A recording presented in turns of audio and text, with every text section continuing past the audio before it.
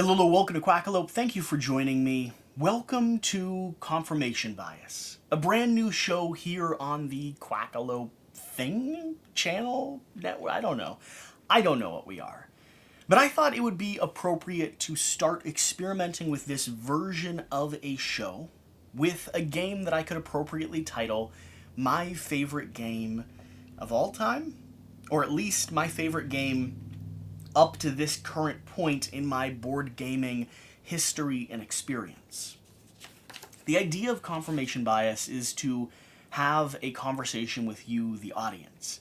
I find that oftentimes on the internet, if you're searching or digging into something with an opinion already in your mind, you can find the exact answers that you're looking for. So if you love Kingdom Death, well, I'm sure you could find the facts to prove you're right. If you don't like it, or you're wondering if you'd like it, maybe swing over to the partner video here. 5 reasons not to play Kingdom Death Monster. It's a nice conversation point. But that's not what this video is about. This video is about why Kingdom Death is still and remains my favorite game. And so, as you're watching this, I have 2 requests from you. First, leave a comment down below. The entire point of this series is to have a conversation with you. So I'd love to know your thoughts. Am I right? Am I wrong? You know, do I miss or overlook things that maybe you think are sticking points? And swing over to that other video and do the same. Let me know there around all the reasons I list you shouldn't play this game. And the second thing I want you to do is leave a comment, or in that comment, let me know what other titles you think I should cover in this format. 2 opposing videos, each holding entirely to their own opinion.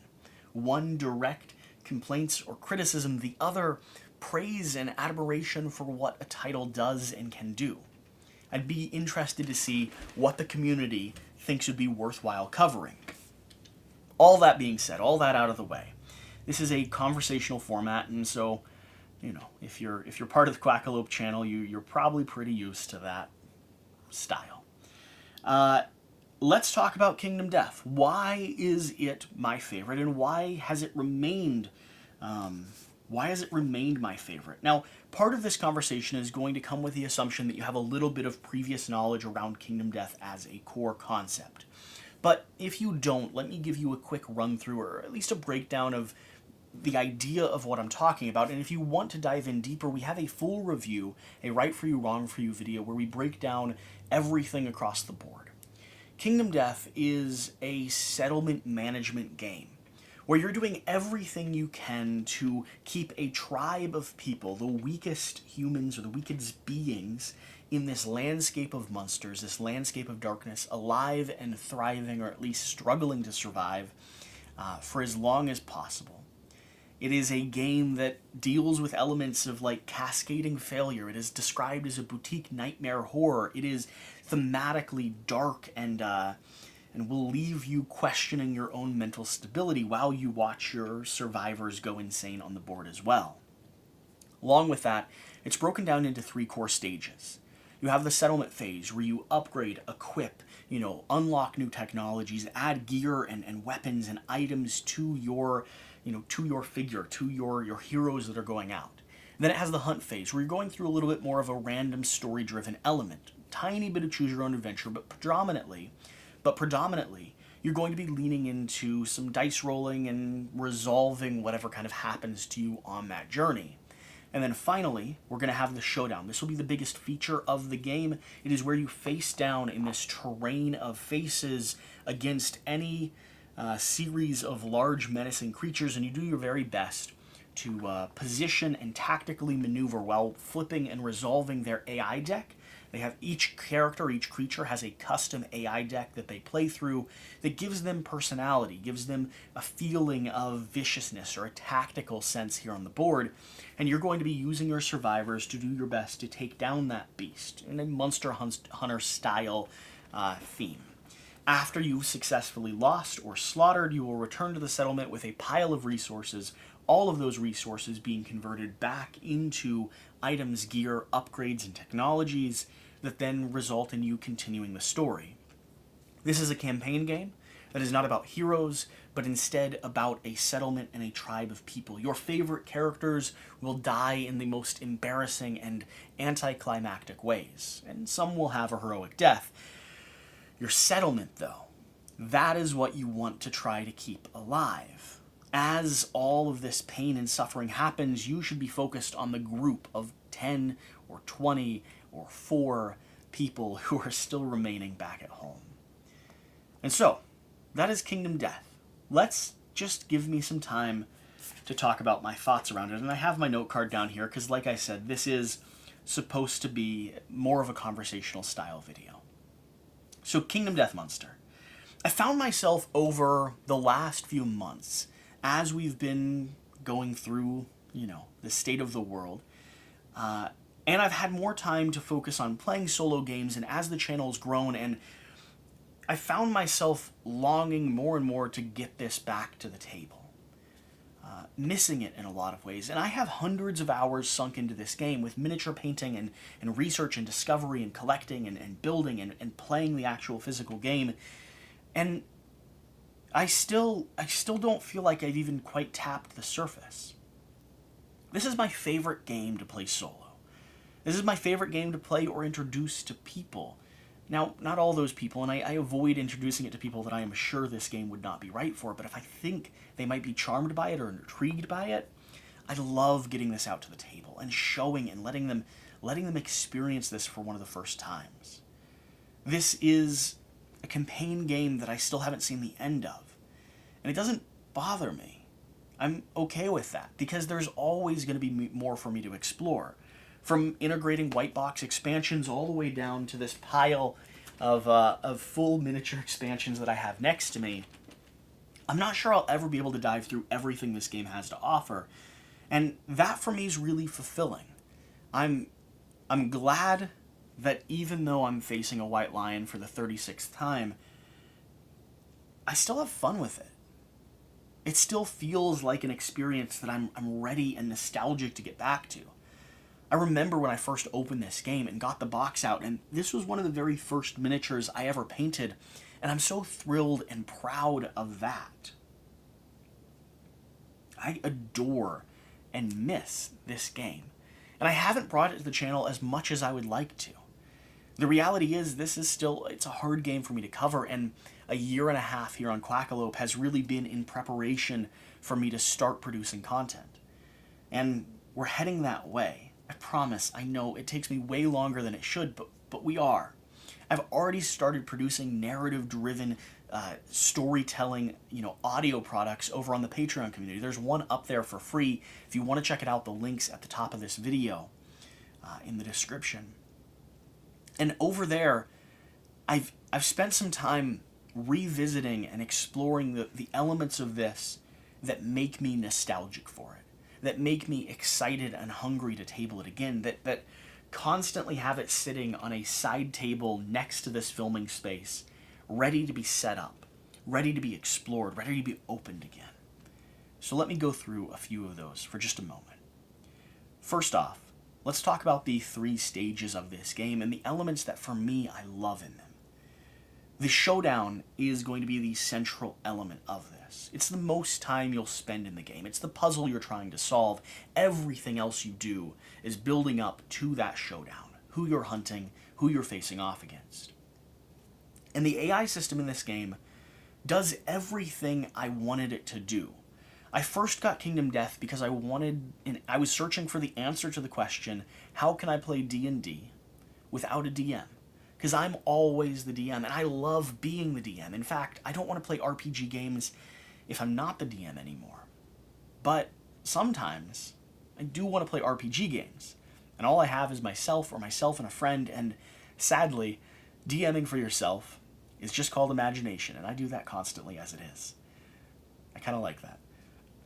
I'm laughing at my own joke now. So, the AI deck here, the character profile, creates such a unique environment that you're fighting and playing in that I never quite get enough of it. I know how this creature might act. a lion is going to grab and pounce and rake its claws and pull you back to an isolated space and grab your throat and rip it apart. Or an antelope is going to kick and buck and run and sprint and try to trample you or just escape from the hunters. Even characters that I personally didn't like seeing included in this game, Slenderman being one of those where outside lore, internet lore was brought into an IP that I really love. That's even one of those where I have to admit, the application, the integration of this idea of running through darkness, of being in this sinking black pit of goo and sprinting forward, blindly slashing, trying to connect with your target. The AI system in this does that so well. And I have yet to find another game that gives me the same environment, the same feeling, the same uniqueness with every hunt and every showdown and every creature that I face. And it's why I'm so excited to not only break into more of these expansions, but also start digging into and excited to play when the extra stuff when it finally arrives. The gambler's chest is going to be so full of stuff, and we'll be covering every aspect of it here on this channel. I can guarantee that. So that's the showdown. That's the element in the showdown that I love. Those high moments, the odds that you're facing off against, and the personalities that these decks create. Let's talk about the settlement phase. The settlement phase is fascinating to me. When I first found out about this, I learned that there were gear for every single character, so you could literally build the exact thing that you wanted. If your hero was a bow maiden with a leather helm and phoenix greaves, those pieces could go together. And that's, for me, super, super interesting. Because I get gear and I bring it back and I craft and I apply it, and then I immediately get to pull this binder out. I get to flip it open, take the gear that I crafted, add it to my character, and if I want, I can build a hero or a profile or a personality. I love that element. I love the crafting and the resource management and the scale of gear and abilities you get in this game. It always feels like a puzzle you're constantly trying to solve and finagle and move pieces around. And when it comes to building the type of character you want, someone who can use the weapon you want to use, have the armor abilities, can move around the board, can stay stable in a location, drawing their bow and firing it across the battlefield, it's all here. I can build and be exactly who I want to be in this game. That's pretty cool. I mean, at least for me. That's something that I always want to come back to, because there's a lot of items, even in the beginning, the entry level of this game, that I haven't fully explored, that I don't know how they might mix or match, or the applications of them. So building out those gear grids and experimenting with the resources you get and learning how to manage that, and especially reshuffling things as you go up against bigger and badder and more fearsome foes, that is always and continues to be incredibly rewarding. Finally, let's talk about the hunt phase, the story-driven element of this. I love lore and flavor text, and everyone's already familiar with that. And for me, the macabre nightmare, the horror of this game, the body gore, just everything that exists across the table leaves me intrigued and fascinated. There's a degree of mystery that's never fully answered when it comes to Kingdom Death. There's questions that you're always posing. You're stumbling across new locations, new settlement events, getting different results as you explore deeper into the game, and it's twisting what you thought existed. It's posing new challenges to the state of this thing. And while I am sometimes disappointed that I don't know all of the answers, that I can't just live inside the mind of Poots, the reality is those questions and the opportunity this game gives me to explore answers and to think through answers and to just exist in this lore with the beautiful miniatures and the beautiful artwork. Another game, there's not a single game in my collection that fits my taste and my theme better than Kingdom Death. Now, will I find one? Will my tastes change over time? Yeah, they certainly might. But right now, and ever since I discovered it, it has been the grail of thematic integration in my entire board game collection. Next, let's talk about how you're mediating risk in this game. This isn't a game about heroes. It's not a game about, it's not a game about survivors who are becoming incredibly powerful and buff and ruling the continent that they exist on. Instead, this game is about mediating risk, understanding that there is a degree and a level of consequence and that your favorite people will probably be slaughtered in the most embarrassing way possible. That is exactly what Kingdom Death is all about. You're protecting the settlement. The expense of the children, the expense of your friends, the expense of nearly everything, even at a certain point yourself. Overexert yourself. Put yourself in harm's way. Do whatever it takes to finish the job because the settlement matters more than whoever it is you're playing. And I guarantee your favorite character will die. And for me, that's fun. I love watching stories unfold. I laugh when a settlement or a tribe of people go out on a hunt event and something causes them to just completely wipe. I think it's ridiculous and painful and the exact type of tragedy that I want in a game. So the mediating risk side of this for me is one of the most entertaining and engaging parts. I love re-investigating that puzzle, coming across something that I am loosely familiar with, that I have some memories of from past hours and hours of campaigning. Like, I feel very good at fighting the White Lion now. Do I always win? No. But when I win, do I do so with prior history and knowledge and ideas around how to engage with him? Absolutely. And the more you play, the more you learn about the risks that exist in this game, and the more you learn to mediate and adjust to them. And that puzzle, for me, is always rewarding. After that, let's talk about solo. This, like I've said, is the game that, for me, I have a strong desire to come back to over and over again as a solo player. I don't play a lot of solo games. In fact, the majority of solo games that I play here on the camera.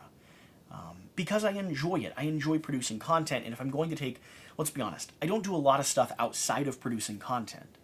And while I love games, the time it takes to learn and play them solo is more effectively used if I'm double dipping on that time, as Board Game Co. likes to say, if I'm playing them here in front of you or with you. Or just putting it up on the Patreon, like I've done. But Kingdom Death is one that, even off camera, because it's hard to produce content on this, I want to play. And the reason for that is because it always feels like no matter how much I play it, there's gonna be more for me to dive into. It always feels like there's still piles for me to explore, and the mechanics, while complicated, are simple enough for me to follow. Now, I do use the Scribe app, and that is a resource that is undoubtedly the thing that opens the door for solo play for me. If I was doing it all by hand, all on paperwork, all the accounting work, there's no way I'd engage with it. But with the application, with the ability to track and update stats and see the modifiers right there in front of me, this becomes such a rewarding solo venture for me. But even outside of that solo journey that I can take, it is also my favorite game because of the people and the community that exist around it. The designers and the creators, the interactions that I've had with them, the fans and the communities that have formed around mini painting and around, the different Discord channels and networks, and the fact that this was my home when I first started dipping into board games. Everyone's aware of how much I love this space. At least I hope you are. And a large part of that is due to you, due to the people watching, the people who are intrigued, the people that love this game like I do.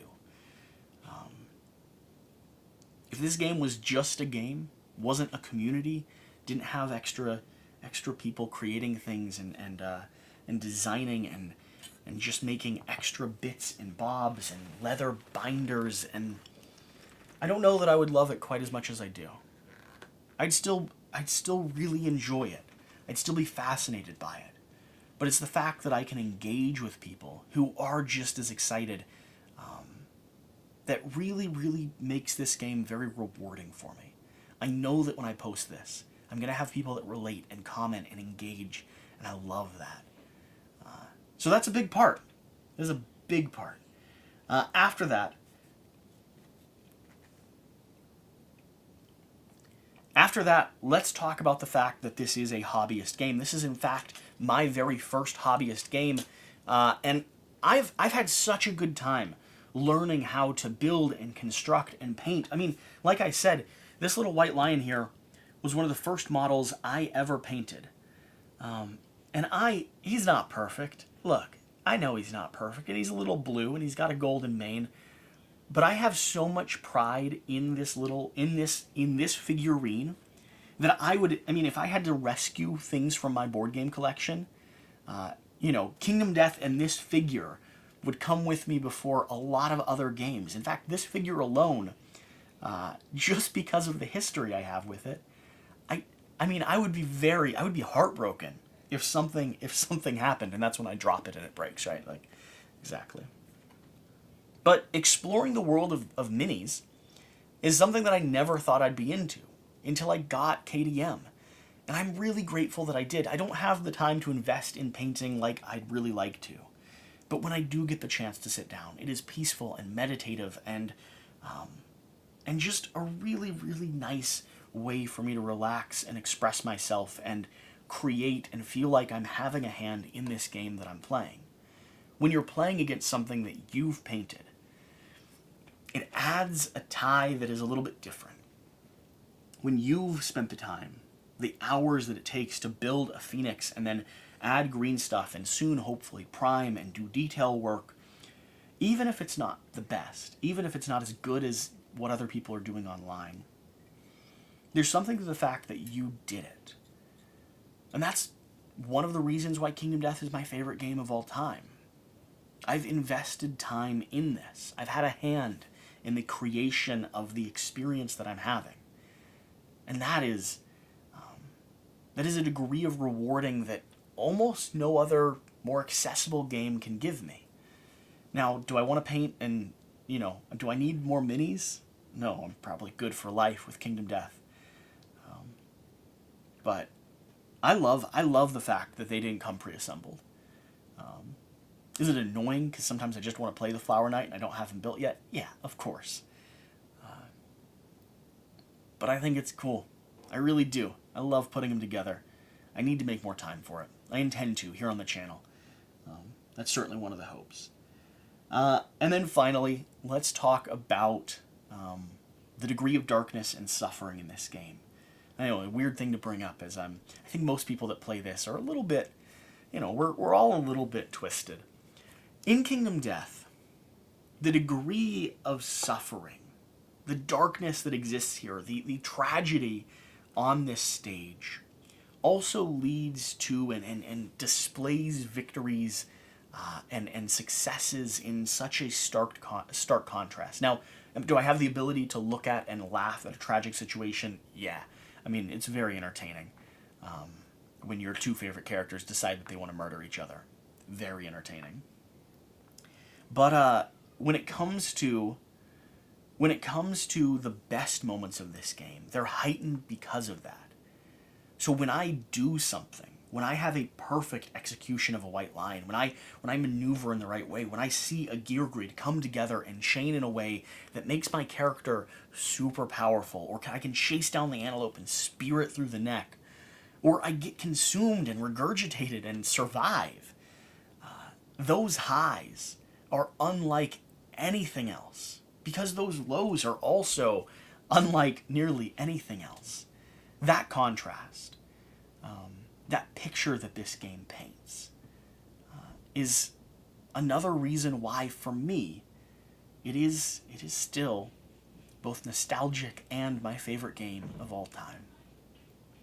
So, that being said, I think that's the notes I had.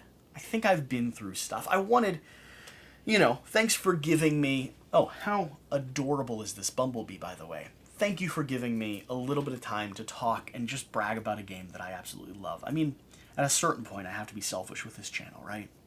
I am working on more content. In fact, I have a video going to the Patreon very soon that's a full showdown that I filmed a long time ago, a full showdown against the Giga Lion. I'm still learning how to produce content in a quality that, for me, fits here on the page. And when it comes to a full campaign, it's a hard balance. The one thing I don't want to do is start a campaign that ends 10 seasons in. And so what I think I'll have to do is I'm probably going to start a campaign with some rotating cast members and produce it just as high as I always do, but only provide one-offs and key moments or key showdowns here on the main channel. Everything else will probably go up onto the Patreon. The reality is Kingdom Death doesn't support the channel, and so if I'm going to produce the highest quality Kingdom Death content I can, I really will need the fans and the community of this game to indicate that they're interested and excited and want to support what we're doing. So, if you made it to this point, leave a comment down below. Do you like this format? Do you agree with my points? Is there something that I'm overlooking that for you makes this game shine? Because these are just my reasons, remember. And finally, swing over and check out the other side of this conversation. 5 reasons not to play Kingdom Death, unapologetically and straight to the point, at least as straight to the point as I get here on the channel. I hope you've enjoyed this video. Let me know what other games I should cover in this format. And whatever you do, remember to do the important thing. Get out and play some games. And I'll see you next time. Thank you.